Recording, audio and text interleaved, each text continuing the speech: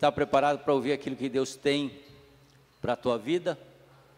Eu gostaria que você pegasse a sua Bíblia, abra ela no Evangelho de Lucas, no capítulo de número 4, Lucas, capítulo 4, verso de número 35. Lucas, capítulo 4, verso 35.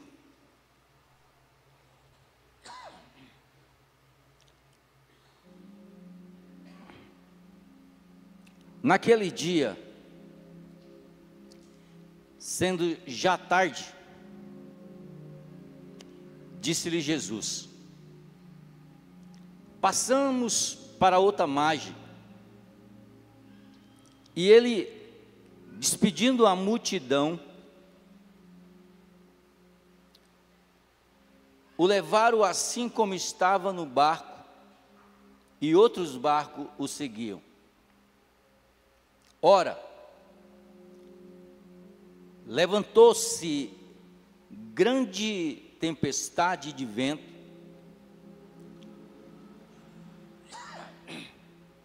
e as ondas se arremessavam contra o barco, de modo que já mesmo estava a encher-se de água.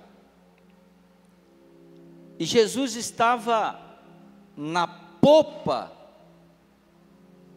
do barco, dormindo sobre um travesseiro. E eles o despertaram e disseram: mestre, não importa que perecemos? E ele, despertando, repreendeu o vento e disse: acalma-te e fique quieto. E o vento se aquietou, e fez-se uma grande bonança.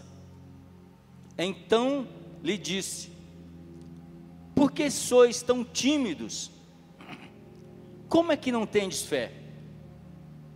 E eles, possuindo de grande temor, diziam uns aos outros: quem é este que até o vento e o mar lhe obedece? E chegaram a outra margem do mar, a terra dos Gadarenos. E ao desembarcar, logo veio do sepulcro ao encontro um homem possesso de espírito imundo, e o qual vivia nos sepulcros, e nem mesmo com cadeias alguém podia prendê-los. Porque tendo sido muitas vezes preso com grilhões e cadeias, as cadeias foram rompidas, e os grilhões despedaçados, porque ninguém podia subjugá-lo. E andava sempre de dia e de noite, clamando por entre os sepulcros e pelos montes, ferindo-se com pedras. E quando Jesus de longe viu, correu e o adorou. E quando de longe viu Jesus, correu e o adorou. E exclamando com alta voz, disse: que tenho eu contigo, Jesus, filho do Deus Altíssimo? Eu conjuro-te por Deus que não me atormente. Até aqui, amém? Jesus, ele já tinha marcado no plano eterno de Deus o dia que esse endemoniado, que vivia em Gadara, de libertar. Aquele dia, para aquele jovem que a Bíblia não dá nome, a gente conhece esse texto, o endemoniado de Gadara ou Gadareno.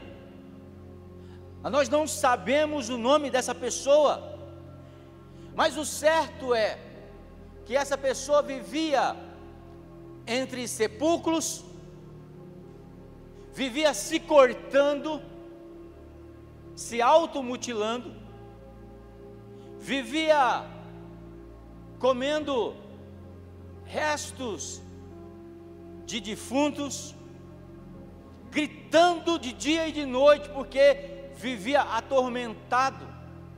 Mas Deus, na sua eternidade, já tinha preparado o dia da vitória daquele homem.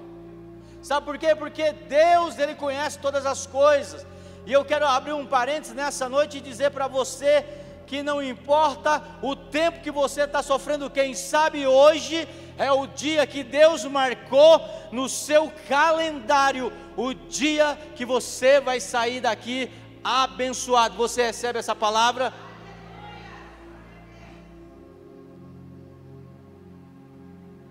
E quando Jesus, depois de ensinar, depois de contar algumas parábolas e fazer alguns milagres, a Bíblia diz que Jesus, ele já sendo tarde, ele disse para o pessoal: vamos passar para outra margem do lago de Genezaré, ou o mar da Galileia, porque na realidade não era mar, é um lago grande, que eles chamavam de mar da Galileia. Jesus disse: vamos passar para o outro lado, vamos passar porque na mente de Jesus e no plano de Deus, Ele tem uma missão a cumprir. Ele tem que abençoar alguém, e esse alguém nessa noite pode ser você. Mas o diabo, ele não vai ficar tranquilo. A Bíblia diz que eles estão passando de um lado para o outro. Jesus está dormindo em paz, arrumou um travesseirozinho, a Bíblia diz, estava na popa do barco. Você sabe o que é uma popa do barco? Não, pastor, eu sei o que é uma popa de uma fruta. É aquela parte que fica e agora? Para frente. Ele encostou ali, ele está dormindo. Por quê? Porque quem tem paz em Deus, ele usa o salmo que diz: em paz me deito e logo durmo. Por quê? Porque Deus está comigo, porque Ele está no controle de todas as coisas, porque em Deus eu descanso nele, porque a Bíblia diz no Salmo 91, que aquele que habita no esconderijo do Altíssimo, à sombra do Onipotente descansará. E Jesus andava com Deus, e por andar com Deus,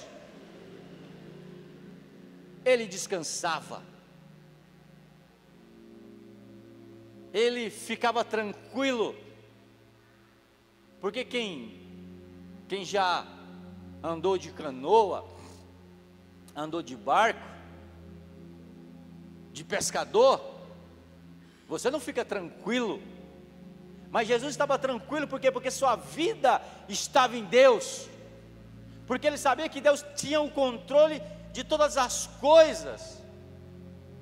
E aí eles vão, Jesus dormindo, eles vão Wagner ali, ó, remando devagarinho,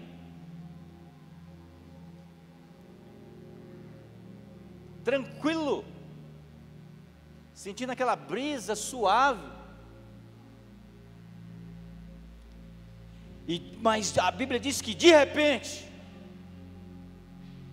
começou a vir um grande vento que batia na estrutura do barco, fazendo com que a água entrasse ali no barco.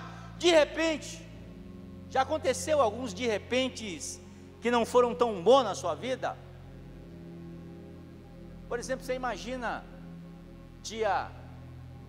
acho que dia 6 ou dia 8 do começo do mês, todo mundo lá em Israel está festejando, eles estão tranquilos, celebrando uma festa judaica, e de repente no meio da noite, ou no começo da noite, a vida de todo aquele povo muda, começa a ter um bombardeio.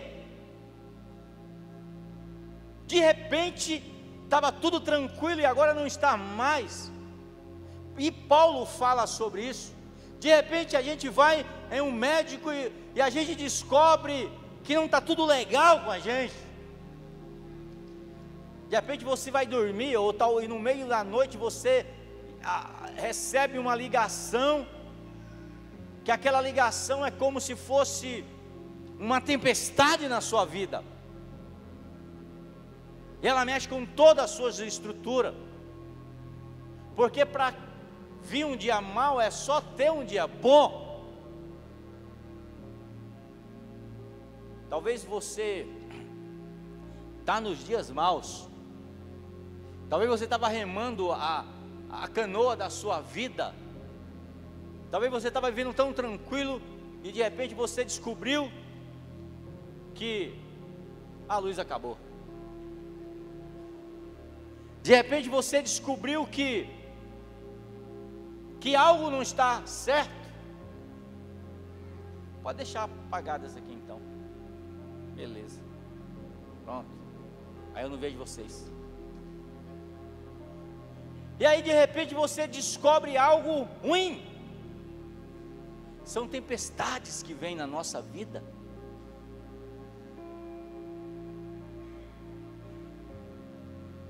Eu não gosto de falar nisso. E por não gostar não vou falar. Melhor. Mas o certo é que estava tudo tranquilo. E de repente veio uma grande tempestade. O que aprendemos nesse texto acerca de dificuldades que com certeza vêm na nossa vida? A primeira coisa que eu aprendo nesse texto é que a dificuldade ou a tempestade, geralmente ela vem em dias tranquilos, quando tudo está bem. O texto de 2 Reis, capítulo 4, e o verso 18, ela fala de uma mulher que já era idosa, mas o profeta havia prometido para ela que ela ia ter um filho, e esse filho, quando está cerca de 10 anos a 12 anos, ele estava crescendo, e ele vai com o seu pai, para o trabalho do seu pai. Está lá em 2 Reis. E aquele rapaz, ele começa a sentir uma dor de cabeça. E aquela dor de cabeça, ela se intensifica. O pai da criança, ele diz para o seu servo: leve a criança até a mãe. Só que quando ele chega na mãe, ele chega morto.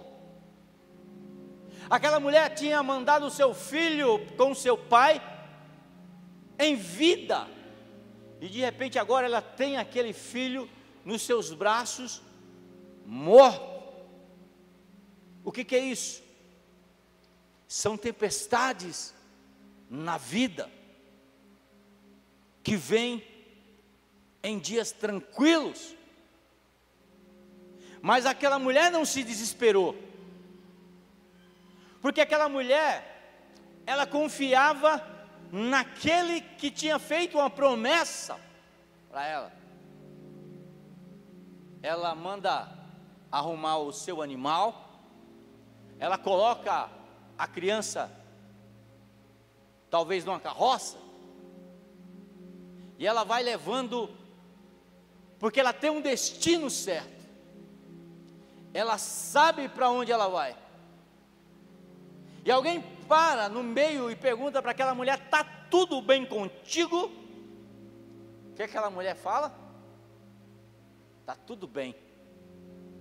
E às vezes você pega esse texto e você pensa assim: se a Bíblia diz que eu tenho que dizer que está tudo bem, e aí você fala para todo mundo que está tudo bem, mas aquela mulher, ela não queria dar uma informação para quem não podia resolver o problema dela, mas ela acreditava que o homem de Deus, que o profeta, que foi usado por Deus para prometer uma criança para aquela mulher, ele era capaz, do mesmo Deus que abençoou a vida dela, era capaz de resolver o problema dela.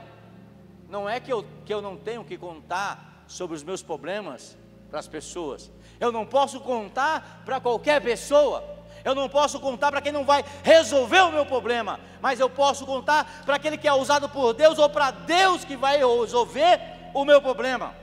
Então a primeira coisa que eu aprendo nesse texto é que tempestade ou dificuldade, geralmente ela vem em dias que está tudo em paz, tudo tranquilo.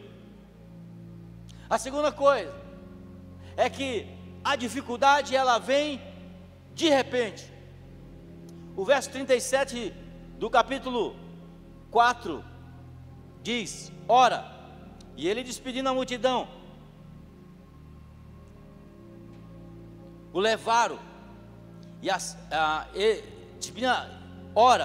e levantou-se grande temporal de vento, e as ondas se arremessavam contra os barcos, de modo que o mesmo já estava a encher-se de água.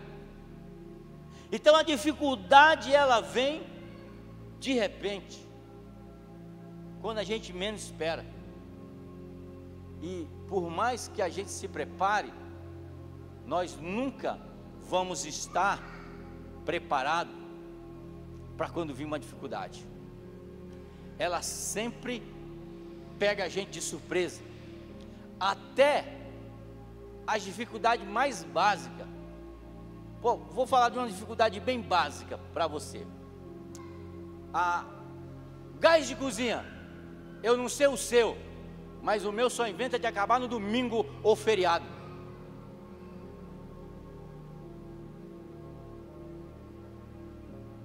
São dificuldades que vêm de repente, e a gente nunca está preparado para isso. Terceiro, a tempestade quando vem, ela geralmente vem com violência. E por que vem com violência? Porque já imaginou você levar um soco quando você não está preparado? A dificuldade é mais ou menos assim. É como se você recebesse um soco quando você estava com a guarda baixa. Você não estava preparado para aquela situação. E a dificuldade ela sempre vem quando nós não estamos preparados. Mas quando estamos no meio de uma dificuldade, os nossos valores e as nossas prioridades elas se tornam outras. Quando o vento bate ali, tentando afundar aquele barco, os discípulos eles começam a ficarem desesperados. E desesperado, o que é que eles fazem? Fazem aquilo que nós sempre fazemos. Porque nós muitas vezes só buscamos a Deus quando estamos numa dificuldade. Quando a gente está passando por um certo tipo de dificuldade, a gente começa a frequentar mais igreja, a gente começa a jejuar mais, a gente começa a orar mais. Porque quando está tudo bem, a gente quase não ora, é ou não é? Agora vai cair alguém nosso na UTI, aí você ora, aí você pede oração, aí você crê na oração, e não deveria ser assim. E os discípulos exatamente isso. Quando a dificuldade vem, para que eles correm? Para Jesus.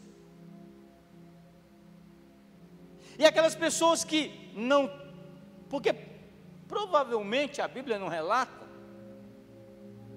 mas como aquele lago era um lago onde as pessoas pescavam, provavelmente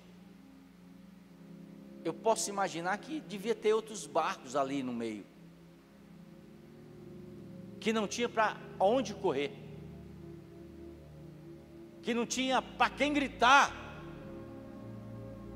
que talvez até afundaram. Mas naquele barco existia uma diferença chave, que deve existir na nossa vida. Sabe quem estava dentro daquele barco, irmão? Jesus. Jesus estava dentro daquele barco.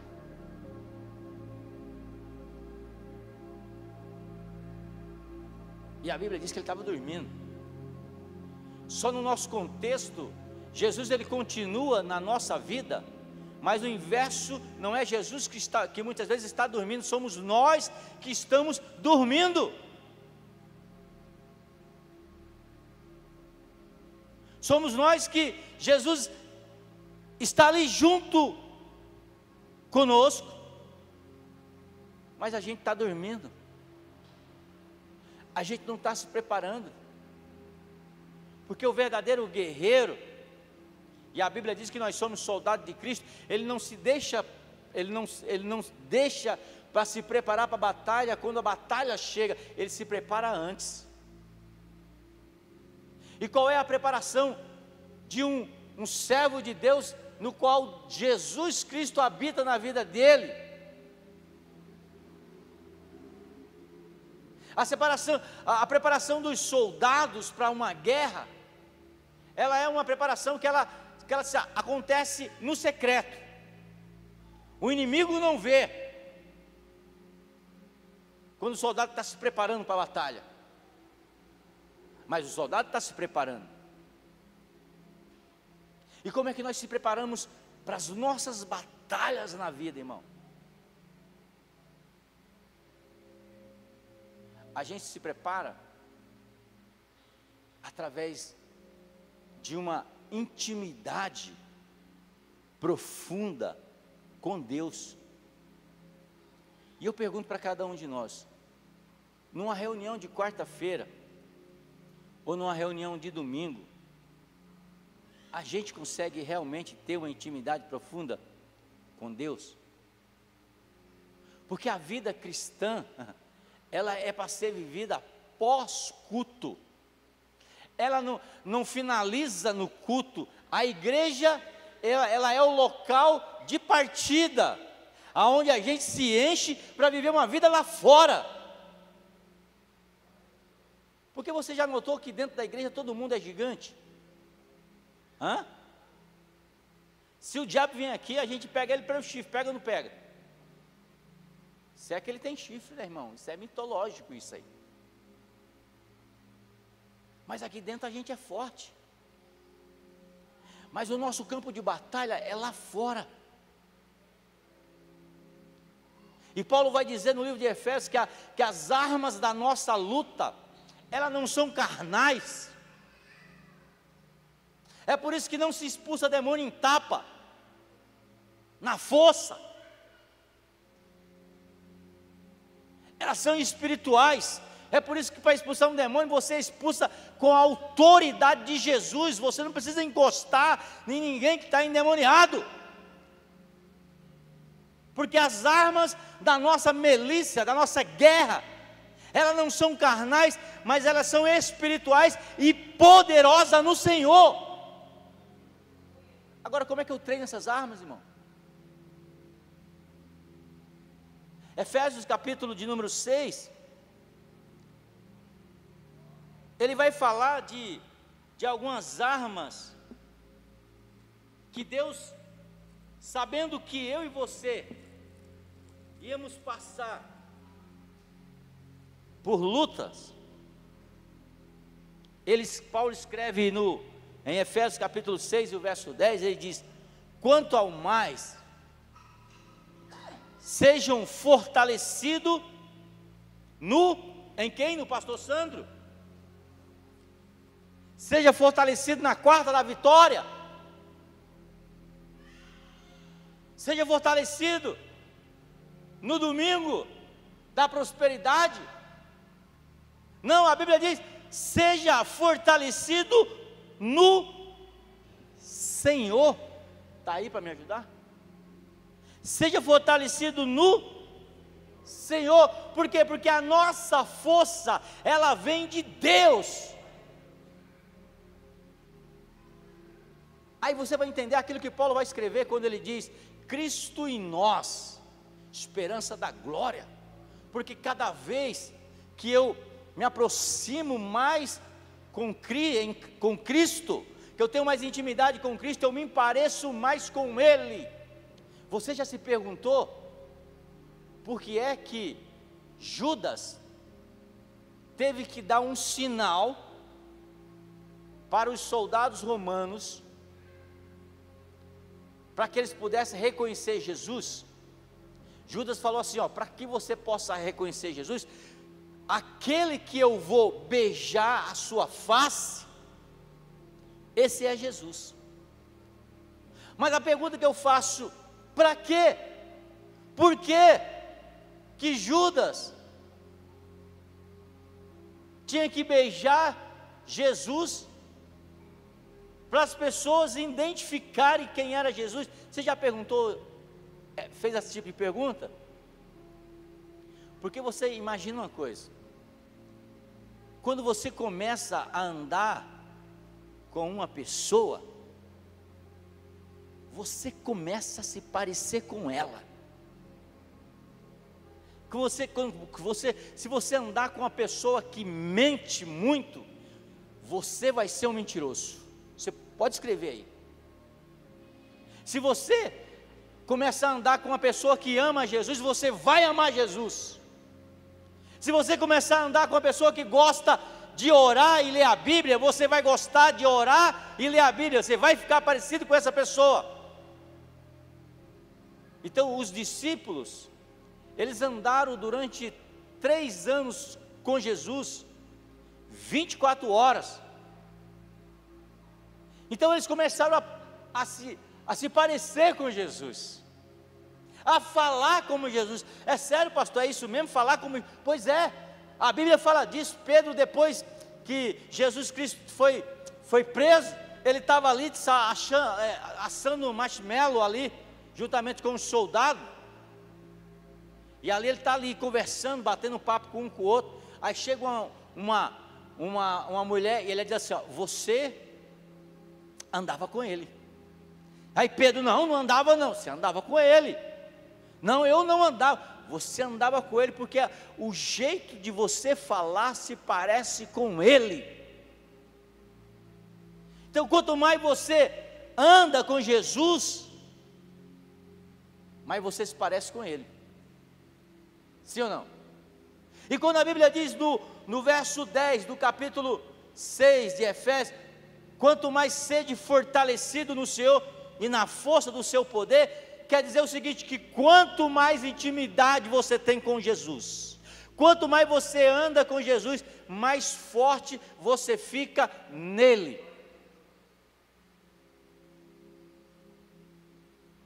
O crente mais fraco, menos conhecedor da Bíblia aqui, se ele é um crente que anda com Jesus, que ora, que ele não sabe nem ler, mas ele escuta a Bíblia, ele aprende, ele é mais forte do que todo o inferno junto. Por quê? Porque bem maior é aquele que está em mim do que tudo aquilo que está no mundo. Não existe dificuldade, não existe trevas, não existe nada que possa impedir uma pessoa que ela é cheia de Jesus. E ele vai dizer: olha, revesti-vos de toda a armadura de Deus, para que vocês possam ficar firmes para toda cilada do diabo. Porque a nossa luta não é contra a carne nem contra o sangue. A nossa luta é uma luta espiritual, com principados, com potestades, com dominadores. Por que estava vindo essa tempestade ali para Jesus? Por quê? Porque os dominadores, os demônios ali que estavam habitando a cidade de Gadara, não queriam que Jesus chegasse até lá. Por quê? Porque ele sabia que se Jesus chegasse, tivesse acesso àquele rapaz que estava endemoniado, com certeza aquele rapaz seria liberto. Poderia estar o inferno inteiro na vida daquele homem, como a Bíblia diz que tinha uma legião de demônios, mais ou menos aí, irmão, de 3.000 a 600 demônios. É demônio, é muito demônio. Mas uma palavra de autoridade de Jesus é maior do que todo o inferno junto. Porque a palavra de Deus, ela diz que Jesus Cristo, sendo Deus, Ele não levou como orgulho ser igual a Deus, mas Ele se esvaziou a si mesmo, tomando forma de servo. E por Ele ter feito isso, a Bíblia diz que Deus o exaltou acima de todos, que ao nome de Jesus se prostre na terra e no céu, todos através do nome de Jesus. Então você tem que entender que o nome de Jesus tem poder. Agora, como podemos reagir quando a dificuldade e a tempestade vem na nossa vida? Primeiro, tenha esperança, irmão.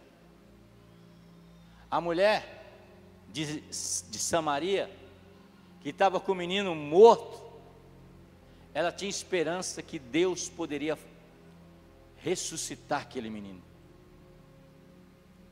Quando Abraão vai levar Isaac, que Deus pede para Abraão sacrificar Isaac, quando ele levanta o cutelo, ali a gente não entende.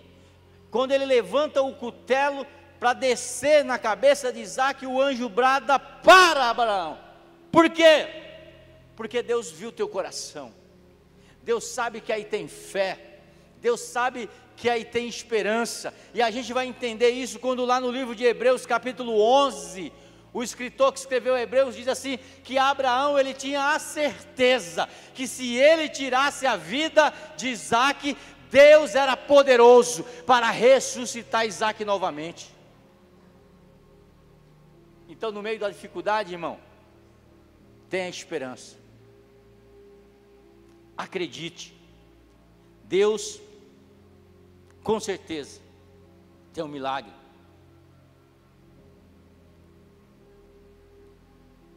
No meio da dificuldade, corra para Jesus. Ele não está dormindo. Eu de verdade, eu não creio que Jesus estava dormindo. Eu creio que Jesus estava ali dando uma olhada ali, deixa eu ver como é que ele reage. Porque a Bíblia diz que se consegue dormir na chuva, dormir na chuva. Cantar na chuva eu já cantei. Mas dormir na chuva não. Dormir na tempestade não. Jesus estava só vendo lá, deixa eu ver se eles vão acreditar. Deixa eu ver se eles vão me chamar. Mas você já notou que nós só chamamos Jesus depois que nós esgotamos todos os nossos recursos?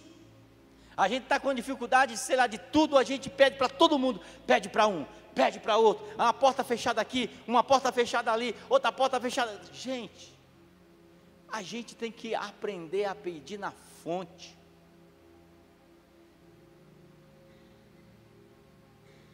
Às vezes tem coisa tão simples. Eu lembro que uma vez estava trabalhando, a minha esposa estava lá orando a Deus. Eu queria comer um frango, coisa simples, um frango assado. E não fala nada para mim, de repente eu passo num lugar, chego lá, compro um frango assado. Aí ela fala, você estava pensando isso. Aí de repente ela está lá, sabe? Eu queria comer um pão. E eu nem gosto muito de pão, mas eu vou lá, passo na padaria, ela fala, sabe que eu estava pensando em comprar um pão? Porque Deus, Ele atende às nossas necessidades, e as nossas necessidades mais básicas, mas a gente corre para todo lado, a gente corre para um, a gente corre para outro. Vamos experimentar correr para Jesus, dizer: Senhor, tem tempestade aqui. Você já imaginou a cena? Jesus levanta no meio daquela dificuldade inteira e diz: olha, vento, quieto. Não foi você não, Heitor, não olha para mim. Tempestade, se acalma. E a Bíblia diz que houve o quê? Uma bonança, uma tranquilidade. Aprenda isso. Tempestade sempre vem na nossa vida. Mas se Deus está na nossa vida, ela vem, mas é por pouco tempo, em nome de Jesus. Você recebe isso? Fique de pé, eu quero orar por você nessa noite. Coloque a mão no seu coração. Pai, no nome de Jesus, nessa noite, Deus, eu te dou graças. Eu te peço, meu Deus, que o Senhor venha ver a necessidade do teu servo e da tua serva. Talvez alguém aqui entrou, Pai, está vivendo um tempo de tempestade, mas eu quero profetizar nessa noite, através do Espírito de Deus, que a tempestade vai cessar na tua vida, na tua casa, nas tuas finanças, que o Senhor há de curar o teu corpo, a tua alma, que aquilo que tu tem clamado a Deus, o Senhor está te ouvindo, o Senhor já ouviu a tua oração. Como a palavra de Deus, ela diz que Daniel orou durante 21 dias, e quando o anjo Gabriel chegou até Daniel, ele disse: Daniel, desde o primeiro dia que você colocou os teus joelhos no chão e começou a clamar a Deus, a tua oração chegou no trono da graça, e Deus me enviou aqui para trazer resposta para a tua causa. Deus te trouxe aqui nessa noite para dizer que você não está sozinho, para dizer que a tempestade pode até vir, mas ela vai cessar. Vai haver bonança na tua vida, vai haver tranquilidade na tua vida, porque o Senhor Jesus, Ele quer entrar na tua vida, Ele quer trazer bonança, Ele quer trazer paz, Ele quer trazer tranquilidade para a tua vida.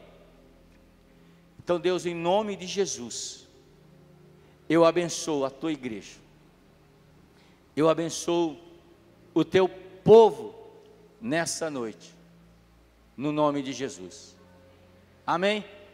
Você recebe? Eu quero profetizar que amanhã você vai acordar com uma boa notícia, uma boa nova. Deus vai te surpreender, vai vir uma surpresa boa de Deus para a tua vida, porque o nosso Deus é um Deus de milagre, é um Deus que nos vê. Ele não estava dormindo. A palavra de Deus, ela diz que não dorme e nem cochila o guarda de Israel. O Senhor não dorme. Pelo contrário, a Bíblia diz que enquanto nós dormimos, Ele está trabalhando por nós. Quando você está descansando na sua casa, Ele está trabalhando por você, Ele está trabalhando pela sua vida. Você crê nisso? Amém? Coloque a sua mão. Pai, no nome de Cristo Jesus, eu te dou graças nessa noite. Eu quero profetizar, ó Deus, um final de semana abençoado, um final de semana de cura, de milagres para o teu povo, e que a graça de Deus Pai, que a consolação do Espírito Santo de Deus e o amor de Jesus Cristo esteja sobre a nossa vida, hoje e sempre. Se você crê, diga amém. Eu quero agradecer pela sua oferta, deu 622, sou grato pela sua vida. A gente vai ajudar a família, e o que faltar a gente vai ajudar, a gente completa para tentar ajudar a irmã que precisa da lata de leite, tá bom? Deus abençoe a sua vida em nome de Jesus, amém? Vai na paz.